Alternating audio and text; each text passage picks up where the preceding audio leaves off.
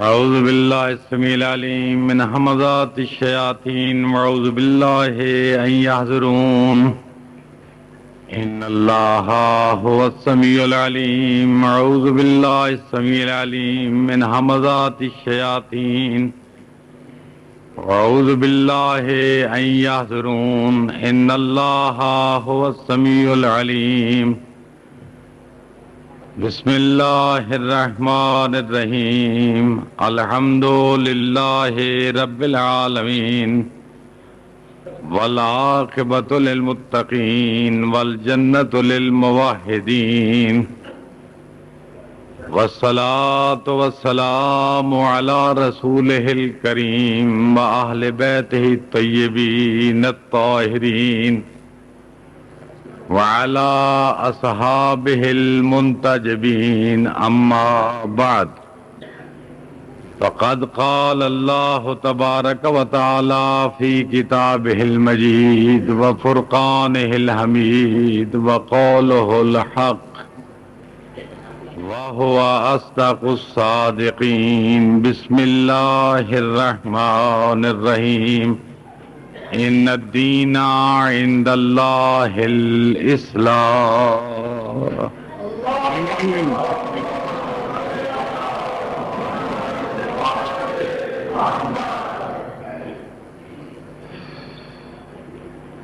حاضرین ذی وقار اور بالخصوص برادر معظم آغائے چشتی کہ جن کے لفظ چشتی سے مجھے اتنا محبت اور پیار ہے اور اتنا خلوص اور احترام ہے ان افراد سے کہ جن کے ناموں کے ساتھ چشتی لگتا ہے، آپ سوچیں گے کہ اس محبت کی کوئی علت ہونی چاہیے، اس لیے کہ شیعہ کمیونٹی بغیر علت کے پیار کرتی ہی نہیں ہے۔ جب ہم کسی سے پریت لگاتے ہیں، لو لگاتے ہیں، محبت کرتے ہیں، پیار کرتے ہیں، الفت کا دم بھرتے ہیں، تو عالم اسلام نوٹ فرمائے نہ ہماری محبت اپنی مرضی سے ہوتی ہے، نہ نفرت ہماری۔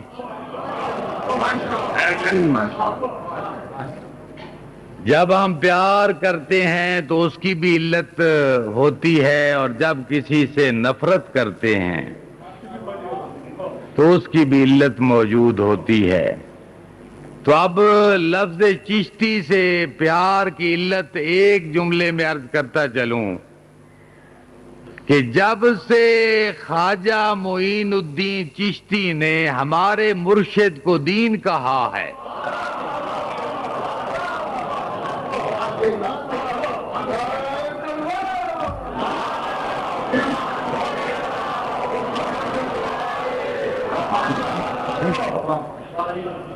کہ جب سے خواجہ معین الدین چشتی اجمیری رحمت اللہ علیہ، خدا انہیں جنت جنت کروٹ نصیب کرے، میں سید ہونے کے ناطے یقین رکھتا ہوں، میرا وجدان کہتا ہے کہ وہ جنت میں ہیں۔ اب آپ کہیں کہ صاحب آپ رفض کر رہے ہیں یا مبالغہ کر رہے ہیں، میں کہتا ہوں کہ نہیں، جو سردار جنت کو دین کہہ دے،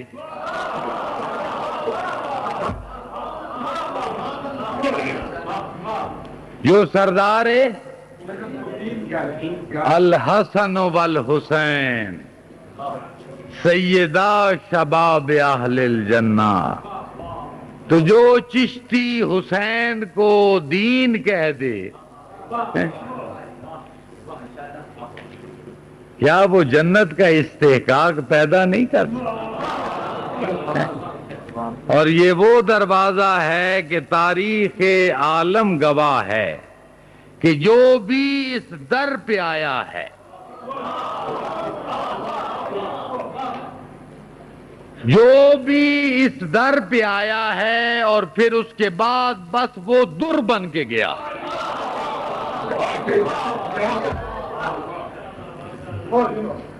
جو اس دروازے پہ آیا ہے بس وہ در بن کے گیا ہے، اور جو بھی اس دروازے پہ آیا ہے پھر جنت میں وہ حر بن کے گیا ہے۔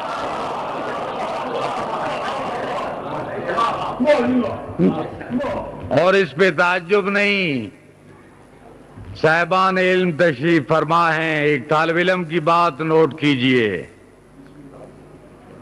کہ ہم وہ احترام کرنے والی قوم ہیں جنہیں شیعہ کہا جاتا ہے، بغیر وجہ کے ہم پیار نہیں کرتے، بغیر وجہ کے ہم نفرت نہیں کرتے۔ یہ چشتی تو ہمارا بھائی، مفتی کفایت حسین کا بھائی اور حسنین کے غلاموں میں اس کا شمار، یہ تو ہمارا بھائی ہے۔ ہمارے نزدیک تو یہ معیار ہے کہ جس حیوان نے بھی ہمارے مرشد سے وفا کی،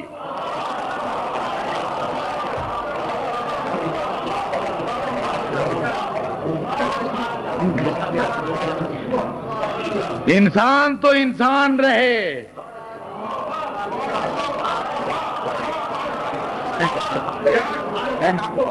انسان تو انسان رہے، جس حیوان نے بھی ہمارے مرشد کے در کو گھر سمجھا ہے، جنت کا جس نے ہمارے مرشد کے ساتھ، جس حیوان نے بھی پیار کیا ہے، وفا کی ہے، تاریخ گواہ ہے 1400 سال بعد بھی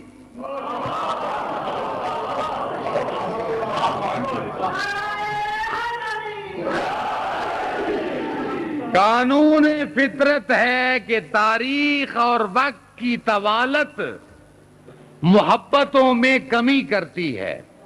غور نہیں فرمایا کہ جوں جوں وقت گزرتا ہے پیار گھٹتا جاتا ہے، جوں جوں وقت گزرتا ہے الفت میں کمی آتی ہے۔ چشم فلک اس بات کا گواہ ہے، حسین تیری جوتیوں کا صدقہ، جتنا جتنا وقت گزرتا جا رہا ہے تیرا اکبر کی محبت بھی بڑھتی جا رہی ہے تیرے تو چشتی صاحب کے احترام میں رات کی گفتگو کو سمیٹ کر اور حضرت آغا نے تقریر بھی کرنی ہے، اور جہاں تک آپ ساتھ دیں گے گفتگو کا دائرہ جہاں رات چھوڑا تھا کہ اللہ کی وحدانیت کو ماننا جتنا ضروری ہے، اس سے پہلے جو 360 ہیں ان پر تبرہ ضروری ہے۔ اس وقت تک توحید دل میں آ ہی نہیں سکتی جب تک گھبرائے ہوئے تو نہیں آج آپ سے تو جب تک اس میں نفرتیں نہیں ہوں گی، جس کو کلمہ طیبہ کہا جاتا ہے کہ جس کے پڑھنے سے انسان مسلم کہلاتا ہے، اس کا آغاز تبرے سے ہے۔ لا الہ پہلے نفی پھر اس بات،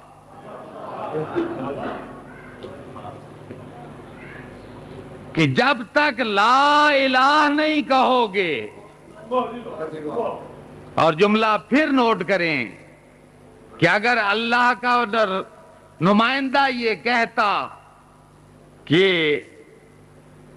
اللہ الہ، کسی مشرک کو اعتراض نہیں تھا. جہاں 360 کو مان رہے تھے، ایک کو ماننے میں تکلیف کیا تھی؟ 360 کو مان رہے تھے، دقت کیا تھی؟ مگر پیغمبر نے کہا کہ نہیں، پہلے لا الہ.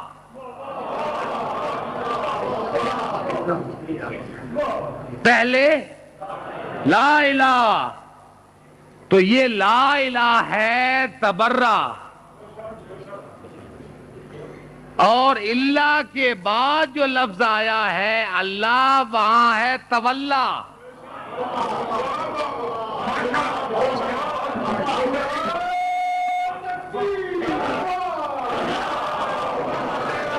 تو اب دامن وقت میں گنجائش نہیں.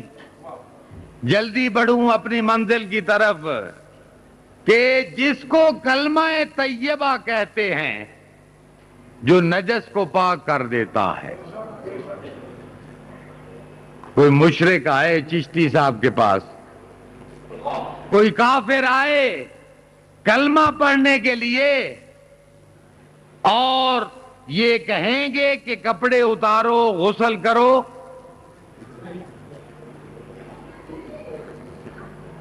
نہیں، کہیں گے پڑھو. نہیں غور فرمایا، فقہی مسئلہ بیان کر رہا ہوں چشتی صاحب. یہ کہیں گے پڑھو لا الہ الا اللہ محمد الرسول اللہ. کلمہ طیبہ پڑھا، کلمہ طیبہ پڑھا، کمال اقرار توحید و نبوت دیکھیے کہ زبان پر کلمے کا اجرا ہوا، جسم بھی پاک، کپڑے بھی پاک. ورنہ کافر کا پسینہ بھی نجس، کپڑے بھی. تو یہ اتنی تاثیر ہے کلمہ طیبہ میں. مگر جب اس نے کہا کسی فرقے میں ہی نہیں کہ جب آپ کافر کو قتل کر رہے ہوں اور وہ کہہ دے لا الہ الا اللہ محمد الرسول اللہ، اب اگر تلوار چلی تو قاتل کہلاؤ گے، مجاہد نہیں.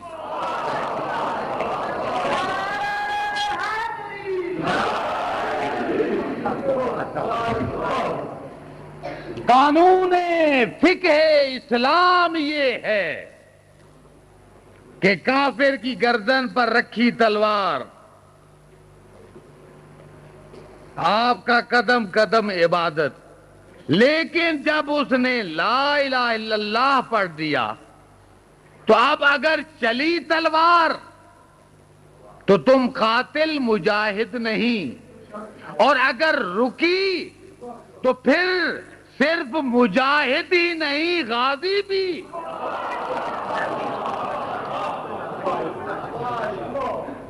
پھر صرف مجاہد نہیں، اب غازی بھی. تو دوستو، جو کلمہ پاک کرتا ہے اگر صرف تبرہ تب بھی غلط، اور اگر صرف تولا تب بھی غلط. جب تک تبرہ اور تولا کا امتزاج کر کے، تبرہ اور تولا کا امتزاج کر کے جب نفی کے بعد اس بات نہیں لاؤ گے اور کلمہ طیبہ نہیں بنے گا، اس وقت تک وہ کلمہ آپ کو پاک نہیں کر سکے گا. تو اس لیے دوستو، تبرہ اور تولا کوئی اچھوت کی بیماری نہیں، حکم شریعت کا اصلی حکم ہے.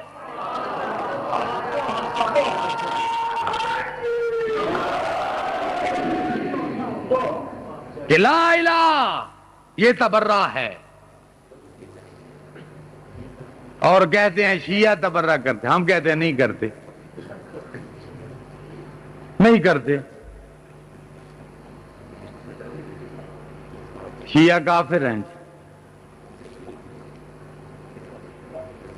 ہم کافروں کے کافر، کافر خدا ہمارا. نہیں سمجھے؟ تو اب یہ کافر، اور ہم پڑھتے ہیں لا الہ الا اللہ محمد الرسول اللہ. کیا یہ پڑھنے والا کافر ہوتا ہے؟ نہیں ہوتا. بڑی ایک دیوبندی دوست نے کوئٹہ میں، انہوں نے کہا کہ میں نے ایک طبقے سے کہا کہ بھائی آپ کہتے ہیں کہ فلاں گالیاں دیتے ہیں اور اس لیے ہم مباح سمجھتے ہیں. تو میں نے انہیں کہا کہ بھائی قانون ہے فقہ حنفیہ کا کہ سب المسلم فسقن، کہ مسلم کو گالی دینا برائی ہے، وَقَتْلُهُ كُفْرٌ، اس کو قتل کرنا کفر ہے. تو آپ یہ فعل کر کے اپنا اسلام ثابت کر رہے ہیں یا اپنا کفر ثابت کرنا چاہتے ہیں؟ خیر ضمنی بات تھی. تو لا الہ یہ نفی ہے، یہ تبرہ، اور الا اللہ یہ تولا ہے. اصل دین التوحید والعدل والنبوہ والامامہ والقیامہ. عدل کا تعلق توحید کے ساتھ،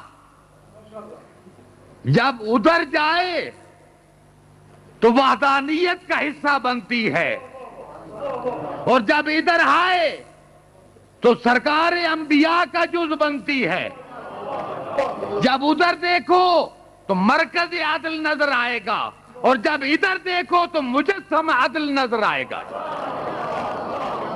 حضور کی ذات. اور اس کے بعد نبوت اور امامت دونوں ایک منصب کے نام ہیں. اب مجبوری ہے ہماری کہ ان کے درمیان میں فل سٹاپ لگائیں یا کمپیوٹر کا ڈاٹ لگائیں، کہ فل سٹاپ لگائیں یا ڈاٹ لگائیں. کیوں؟ اس لیے کہ ثابت کر سکیں کہ نبوت ختم،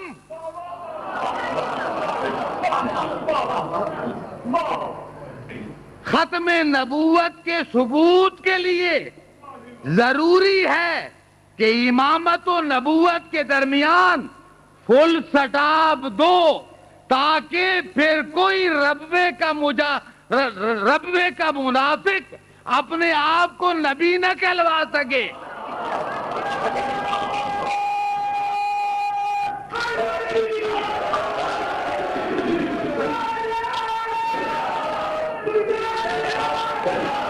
خیر وقت نہیں ہے، خیر بھائی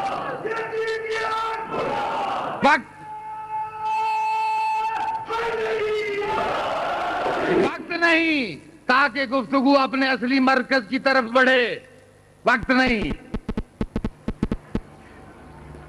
اور فروعات یہ تھے اصول دین، اور اصول دین جڑیں، فروعات دین شاخیں. جڑ مضبوط، شاخ مضبوط، جڑ کمزور اور بغیر جڑ کے زینت چمن تو بن سکتی ہیں، اگر اصل کے ساتھ متصل نہ ہو تو ہر آنے والے طوفان کی نظر ہو جائیں گی شاخیں. تو وہ شاخیں کیا؟ الاول ہی الصلاۃ، نماز. من ترک الصلاۃ متعمدا فقد کفر، جس نے نماز جان بوجھ کے ترک کی، نماز کا منکر ہوا، کافر ہو گیا. اقیموا الصلاۃ ولا تکونوا من المشرکین. ناراض تو نہیں ہو گئے؟ کیسے پتہ چلے کہ آپ راضی بیٹھے ہیں؟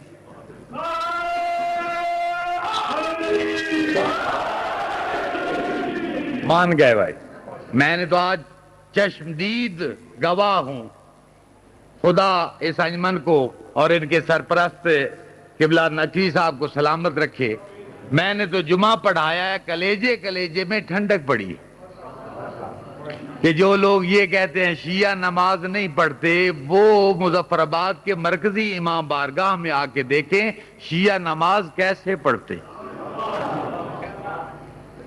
تو یہ نماز پہلے ہی فرا، روزہ، حج، زکوٰۃ. شاہ جی یہ حدیث سن لیں، چشتی صاحب یہ بیٹھ کے سن کے جائیں، یہ حدیث سن لیں پھر آپ تشریف لے چلیں. چشتی صاحب ہی کے لیے تو میں سارا موضوع بدل رہا ہوں. درود پڑھیے محمد و آل محمد.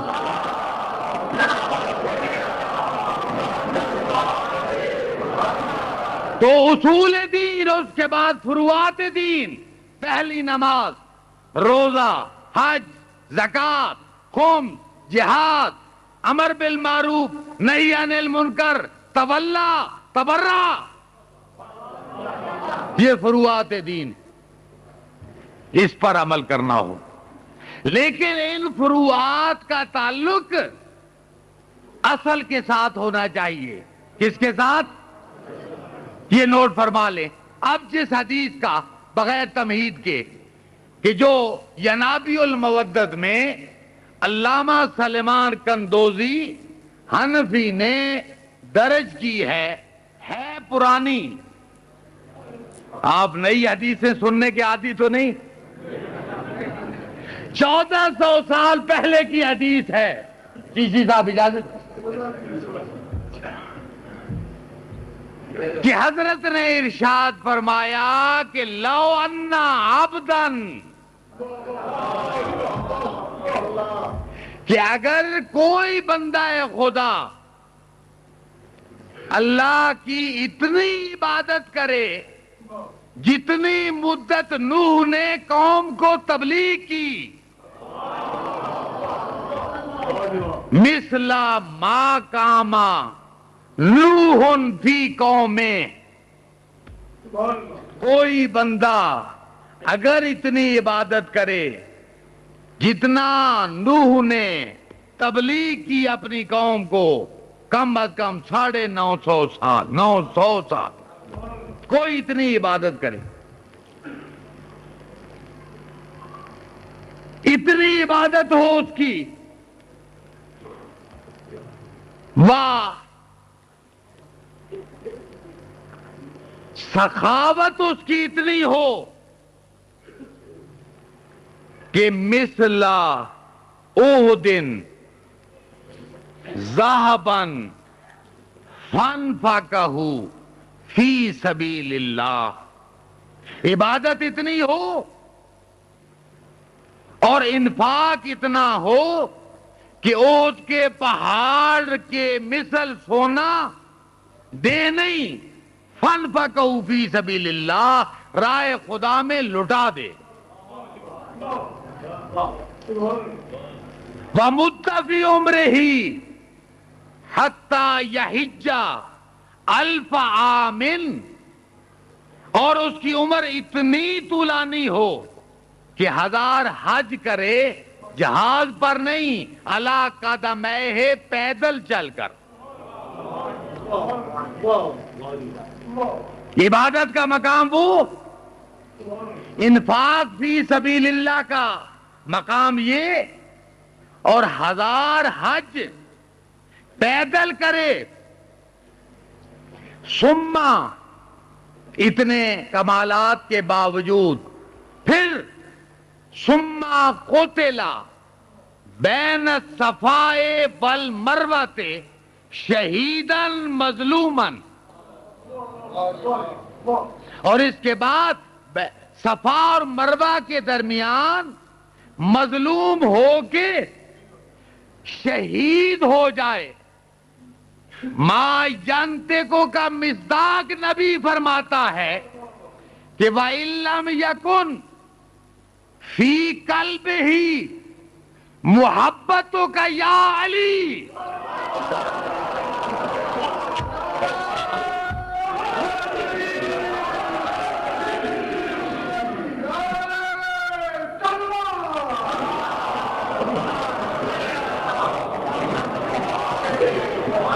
یعنی اتنے مراحل طے کرنے کے بعد صاحب ینابی المودہ لکھتے ہیں سلیمان حنفی کہ حضور نے فرمایا وَإِن لَّمْ يَكُن فِي قَلْبِهِ مُحَبَّتُكَ يَا عَلِي لَمْ يَشُمُّ رَائِحَةَ الْجَنَّةِ.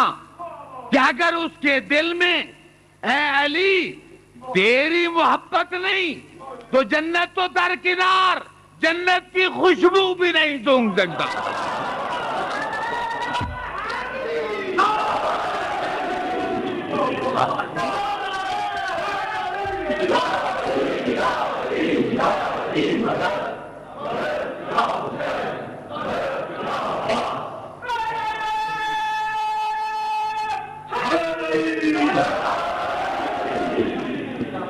اس حدیث کے تحفے کے ساتھ آغا نقوی اور چشتی صاحب اگر تشریف لے جانا چاہیں تو مجھے کوئی اعتراض نہیں گا. درود پڑھیے محمد والے میں.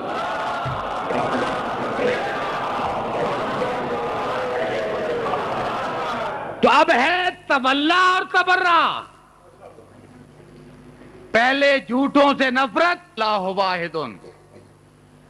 پوچھتے ہو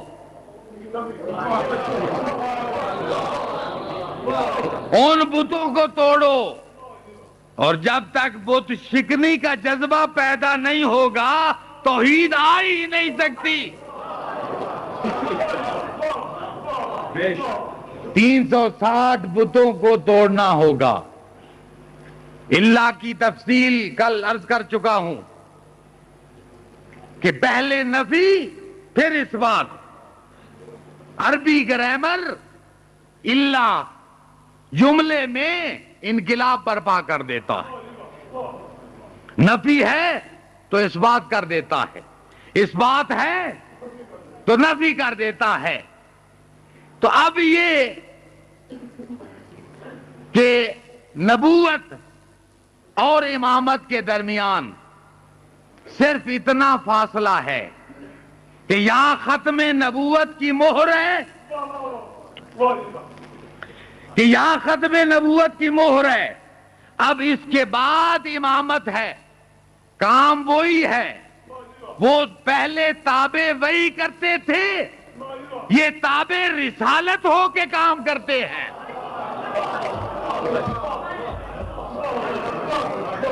یہ تابع رسالت ہو کے کام کرتے ہیں. اس لیے منصب وہی ہے، وہاں نبوت ہے، یہاں امامت ہے. اور دیکھیے پہلا نبی جب بننے لگا، بڑا دلچسپ ایک ٹکڑا آ گیا حدیث کا. کیا یاد کرو گے مظفر آباد والوں؟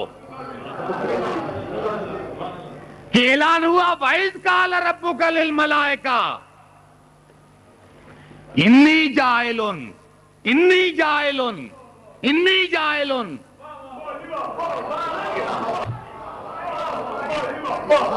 میں بنا رہا ہوں، میں بنا رہا ہوں. جائل فاعل ہے جو استمرار پر دلالت کرتا ہے. چشتی صاحب عارضی طور پر نہیں، استمرار پر. پیغمبر جب نبوت کا اعلان ہو رہا ہے یا خلافت الہیہ کا اعلان ہو رہا ہے تو قدرت کہنا کیا چاہتی ہے؟ انی جاعلن فی الارض خلیفہ، میں زمین میں خلیفہ بنا رہا ہوں، میں بنا رہا ہوں. کیا معلوم ہوا؟ خلیفہ بنانا آپ کا نہیں،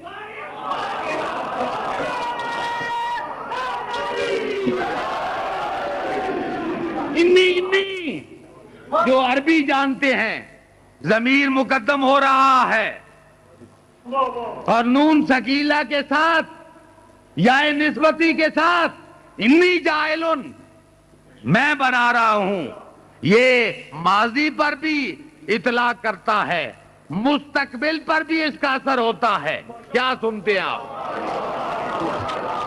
یعنی قدرت یہ کہنا چاہتی ہے کہ اگر کوئی ماضی میں مثال ملے تو خلیفہ بھی میرا بنایا ہوا ہوگا، اگر حال میں ضرورت ہو تو وہ بھی خلیفہ میں بناؤں گا، اور اگر مستقبل میں ضرورت ہو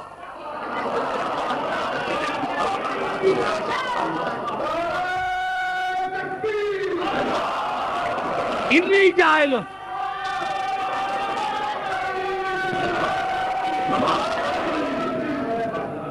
میں بنا رہا ہوں، جائل میں بنا رہا ہوں۔ یہ بنانا میرا کام ہے، آپ کا نہیں، اور جس کا کام، اور ایسے نہیں میں نے 1-2 نہیں، میں نے 1,24,000 بنایا۔ کہیں عیب نظر آیا؟ تو درجن سینکڑوں کی بات نہیں، 1,24,000 بنائے، کہیں عیب نظر آیا، کہیں نقص نظر آیا؟ اس لیے کہ میں حال بھی جانتا ہوں، ماضی بھی جانتا ہوں، مستقبل بھی جانتا ہوں، تو لہذا جس کو ہم بناتے ہیں، جس کو ہم بناتے ہیں یا بنا کے سلاتے ہیں،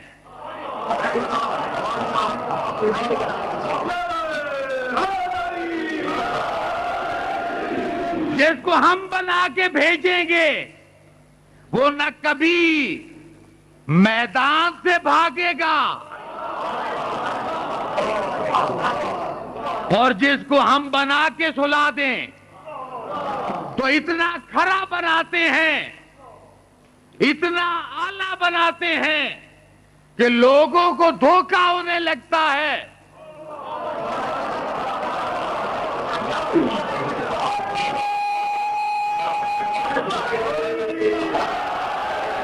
جس کو ہم بناتے ہیں اتنا حسین طریقے سے بناتے ہیں کہ لوگ فل سٹاپ کو بھول جاتے ہیں، نہیں سمجھے، ڈانٹ دماغ سے نکل جاتی ہے، اور اتنا قریب ترین بناتے ہیں کہ دیکھنے والے کوئی کہتا ہے مرتضیٰ ہے، کوئی کہتا ہے مصطفیٰ ہے۔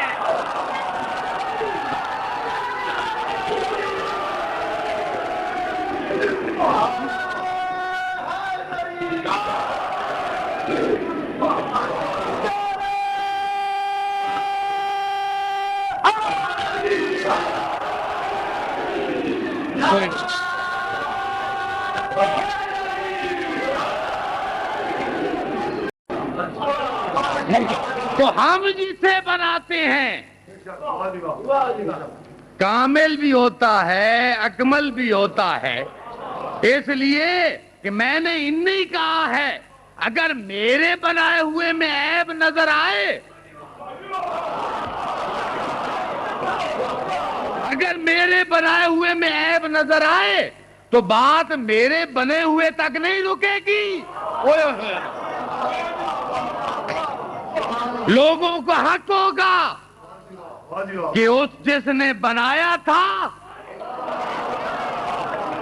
تو اب جن نمائندوں کو میں نے بنایا ہے میں نے ان کے سر پر عصمت کا تاج رکھا ہے، تاکہ کل تک یہ حرف نہ آئے کہ بنانے والے نے غلط بنایا۔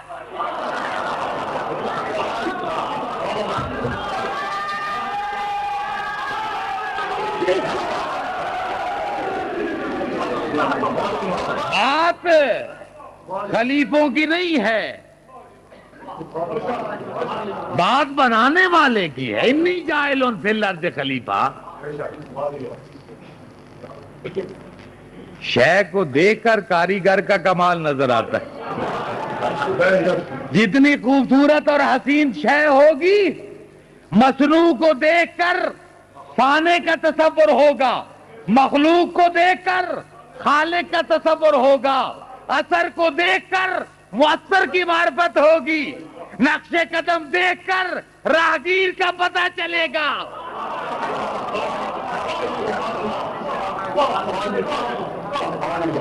لہذا ہم نے ان کے سروں پر تاج عصمت سجایا ہے. ہم نے اب جب یہ اعلان ہوا تو بیچارے فرشتے, اللہ جانے اس منصب میں کیا لذت ہے کہ جن فرشتوں میں لذت ہے ہی نہیں وہ بھی طلب کرنے لگے.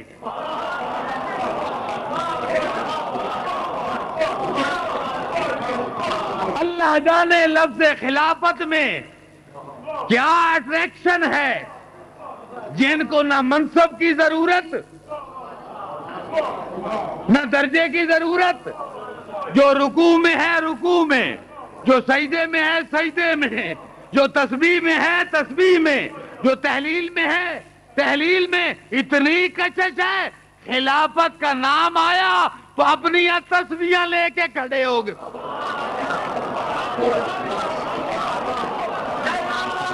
نحن نسبح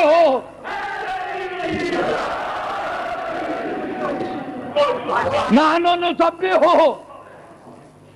بابا اللہ ہم تیری تسبیح اور تقدیس بیان کرتے ہیں.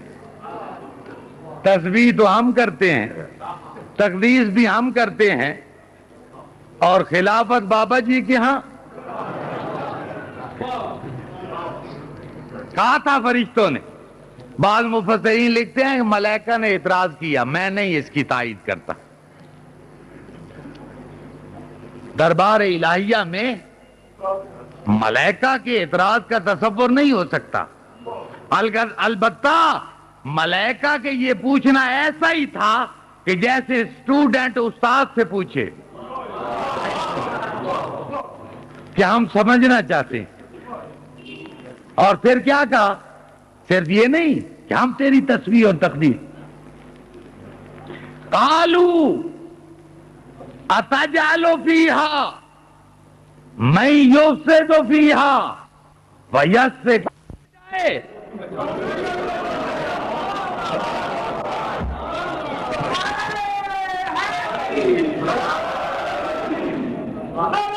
ایک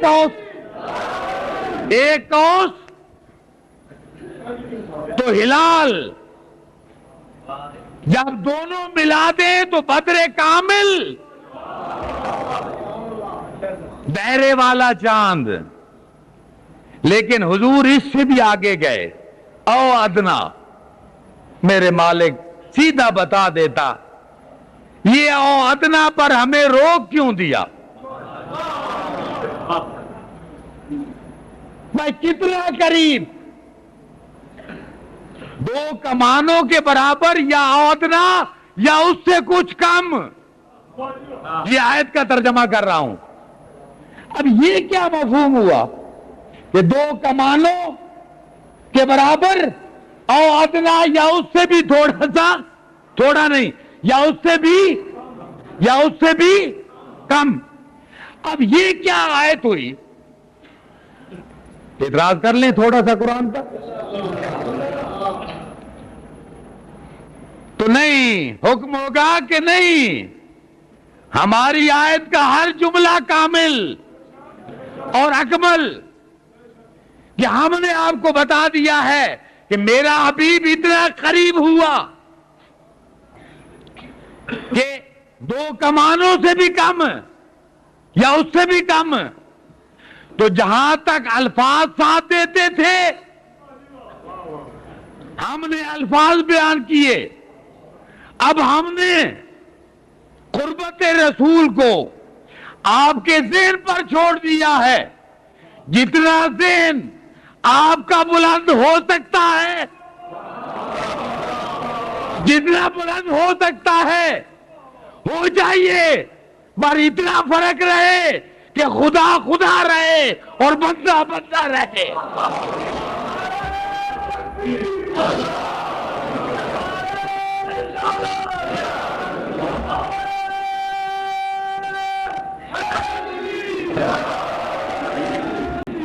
تو اتنا قریب آ جائے کربلا کو معلّہ بنانے والے. فرات کے کنارے پر ساقی کوثر کی اولاد 3 دن سے پیاسی ہے، جن کی ماں کے حق مہر میں دنیا کا پانی تھا. اس کے بچے العطش کی صدایں بلند کر رہے. دنیا والوں، توحید کا درس لینا ہے تو اپنے ضمیر کے کانوں کو آج کی شب کربلا والوں کی طرف متوجہ کیجیے. اگر توحید کا درس لینا ہے تو کربلا کی گرم ریت پر رات کی تاریکی میں ڈلتی چھب میں 3 دن کے بھوکے پیاسے بچوں کی زبانوں پر سبحان اللہ الحمدللہ او میں قربان جاؤں. اہل بیت رسول اگر توحید نہ سمجھاتے، سمجھ نہ آتی کہ رات کی تاریکی میں تمام مقاتل کے علماء نے لکھا ہے کہ تحلیل و تکبیر کی صدائیں اس انداز میں بلند ہو رہی تھی ساری رات، اور جہاں یہ آوازیں تھیں تحلیل لا الہ الا اللہ، تسبیح سبحان اللہ، اس کے ساتھ ضمیر انسانی کو جھنجھوڑنے کے لیے کچھ بچوں کی ایسی آوازیں تھیں جو مورخ کو بتا رہی تھی کہ ذرا یہ دیکھ لو کہ ہمارے مد مقابل کس قسم کے انسان ہیں. وہ آوازیں کیا تھی؟ العطش العطش. کبھی پانی بھی بند کیا جاتا ہے. سفین میں ہوا تھا نا، اور حسین نے قبضہ کیا تھا دوبارہ. کسی نے مشورہ دیا کہ ہمارے لیے پانی بند تھا تو مولا ہم بھی بند کر دیں. تو حسین نے فرمایا تھا جس نعمت کو اللہ نے عام کیا ہے تو اس کو پابند نہیں کیا جاتا. مگر اس کے بچے کربلا میں پیاسے ہیں. 3 حصوں میں تقسیم کیا میرے مرشد نے اس رات کو. ایک حصہ میری طرف دیکھیے، لوگ آتے جاتے رہیں گے، جانے والا تو کوئی نہیں، آ رہے ہیں. ایک حصہ عبادت میں اور ایک حصہ اصحاب میں اور ایک حصہ اولاد میں. اصحاب میں جو کیا ہے کہ چراغ گل کر کے کہا کہ دیکھو یہ لوگ میرے خون کے پیاسے ہیں، تم تو اپنے گھروں کو واپس لوٹ جاؤ. یہ میرے خون کے پیاسے ہیں، تم تو اپنے وطنوں کو واپس چلے جاؤ. مگر تاریخ گواہ ہے، ہر ایک کے اٹھ کے یہی کہا تھا. کہتے ہیں کہ جب دوبارہ چراغ روشن ہوا نا تو جو بوڑھے تھے انہوں نے عمامے کھول کے کمر باندھ لیے اور جو حسین کا بچپن کا ساتھی تھا اس نے ایک جملہ کہا ہے، تمہید مسائب میں یہ جملہ کافی ہے۔ حبیب کھڑے ہو کے کہتے ہیں حسین یہ تو کہتے ہو کہ چلے جاؤ، حسین ذرا اپنے گھر سے بہتر کوئی گھر تو بتا دو، اپنے در سے بہتر کوئی دروازہ تو بتا دو کہ اگر ہم اس در کو چھوڑ کے جائیں تو کس طرف جائیں۔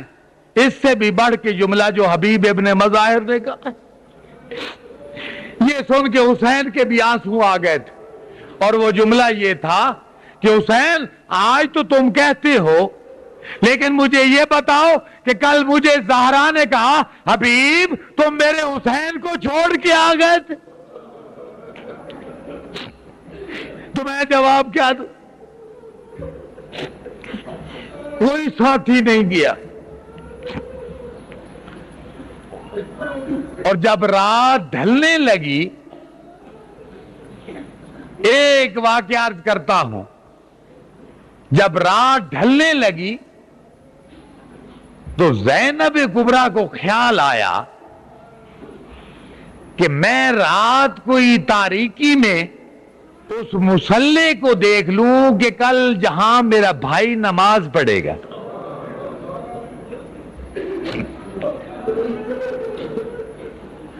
اندازہ ہے کہ آج عاشور کی رات ہے، آج کی معمولی رات نہیں ہے۔ ہر خیمے میں جب حسین گئے، ہر ماں بچے کو کہہ رہی تھی دیکھو میرے لال، کل تیرا لاشا سب سے پہلے آئے، تیری زندگی میں حسین کے جسم پر کوئی زخم نہ آئے۔ ہر ماں اپنے بچے کو تیار کر رہی تھی۔ کہتے ہیں کہ زینب کبریٰ نکلی، مقتل کی طرف آئی کہ جہاں میرا بھائی نماز پڑھے گا اس جگہ کو میں صفا کروں۔ ریاض القدس والا لکھتا ہے کہ جب زینب کبریٰ آئی کربلا کے میدان میں، اس نشیبی جگہ پر آئی جہاں حسین نے آخری سجدہ ادا کرنا تھا، تو قریب آئی کہ میں جگہ صاف کروں۔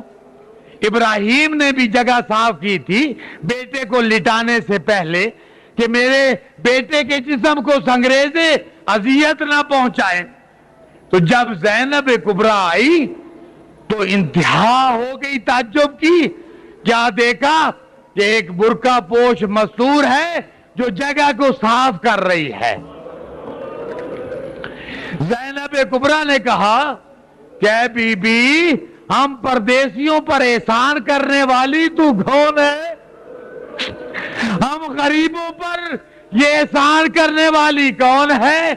آواز آئی زینب پہچانا نہیں، میں تمہاری ماں زہرا ہوں، یا میرا بیٹا نماز ادا کرے گا، یا میرا بیٹا حسین صبح نماز ادا کرے گا۔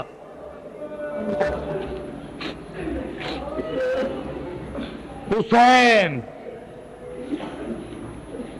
کی نماز کا مصلی زہرا نے اپنے ہاتھ سے صاف کیا تھا، زینب کبریٰ نے صاف کیا تھا، یہاں میرا بھائی نماز پڑھے گا۔ رات ڈھلی، جس کے ڈھلنے کے ساتھ زینب کے بخت ڈھل گئے۔ رات ڈھلی،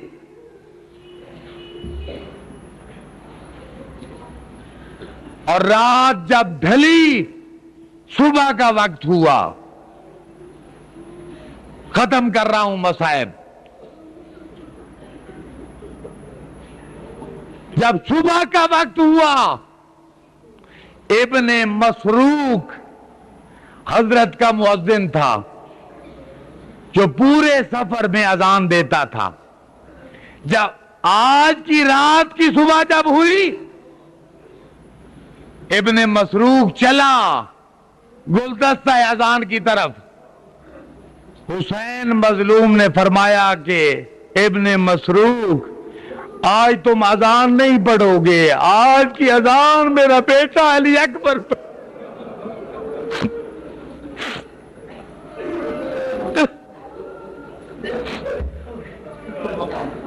میرا بیٹا علی اکبر پڑھے گا۔ کمیل آئے، ادھر آؤ بیٹے، یا آؤ، صرف 2 مصروں کے لیے میں آپ کو زحمت دے رہا ہوں، یہاں بیٹھ جاؤ بیٹے۔ علامہ معیشی لکھتے ہیں کہ مدینے میں حسین کی ایک بیمار بیٹی تھی جس کا نام فاطمہ زہرا تھا۔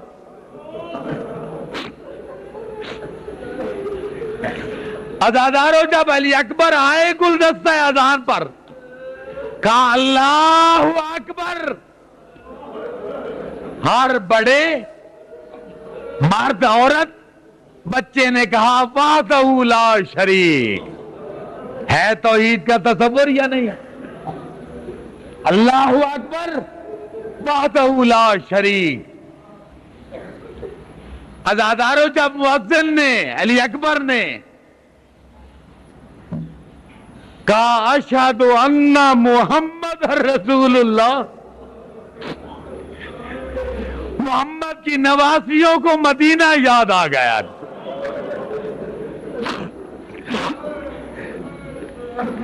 نانا کی نگری یاد آ گئی، ماں کا مزار یاد آ گیا۔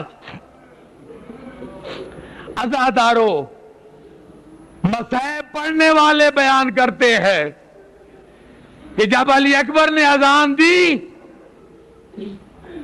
صاحب امر نے ہوا کو کہا کہ اے باد صبا، اکبر کی آواز مدینے پہنچا دو۔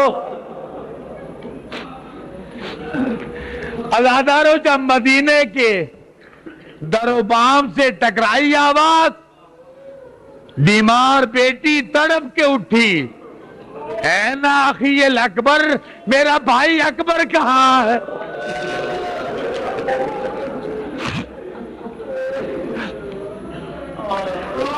اکبر کہاں ہے؟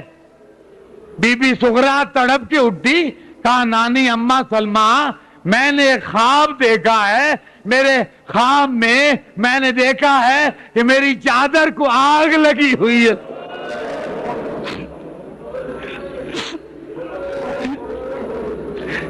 عزادارو، اب مصائب نہیں زیادہ پڑھ سکتا۔ جب اکبر گھوڑے سے گرے تھے، حسین نے کہا تھا اکبر بیٹا مجھے آواز دو، اب مجھے راستہ دکھائی نہیں دیتا۔ جوان بیٹے کے لاشے پر آئے حسین، خدا کسی ضعیف باپ کو جوان بیٹے کی یہ حالت نہ دکھائے۔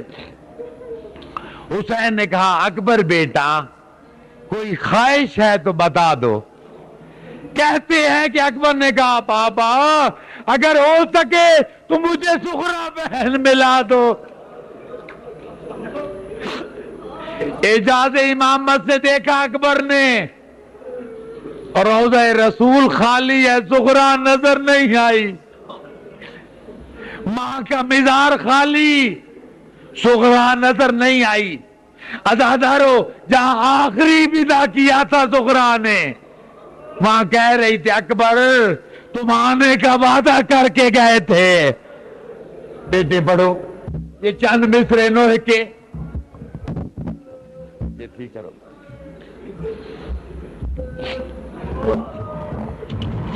اکبر بھیا وعدہ کر کے گئے تھے، واپس نہیں آئے۔